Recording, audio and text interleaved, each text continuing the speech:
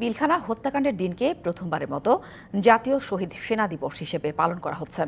এ উপলক্ষে সকালে রাজধানীর বনানীর সামরিক কবরস্থানে পিলখানার ট্র্যাজেডিতে নিহতদের কবরে শ্রদ্ধা জানানো হয়েছে। রাষ্ট্রপতি ও প্রধান উপদেষ্টার পক্ষ থেকে শ্রদ্ধা জানিয়েছেন স্বরাষ্ট্র উপদেষ্টা, ৩ বাহিনীর প্রধান, বিজিবি ডিজি ও শহীদদের পরিবারের সদস্যরা। এ সময় স্বরাষ্ট্র উপদেষ্টা বলেছেন, বিডিআর হত্যাকাণ্ডের সঠিক বিচারের জন্যই কমিশন গঠন করা হয়েছে।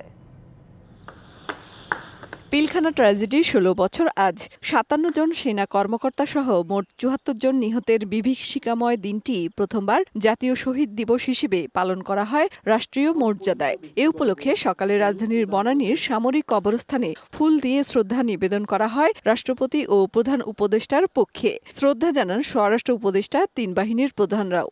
শহীদদের আত্মীয়গণকে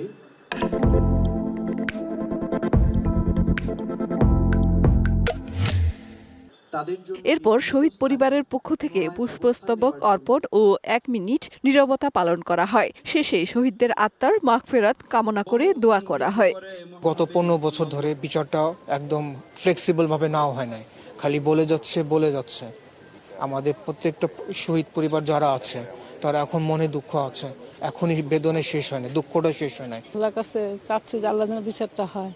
শ্রদ্ধা নিবেদনের পর স্বরাষ্ট্র উপদেষ্টা কথা বলেন পিলখানা ট্র্যাজেডির বিচারিক কার্যক্রমের অগ্রগতি নিয়ে।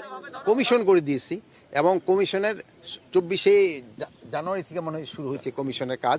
এটা তাদের ৩ মাস সময় দেওয়া হয়েছে।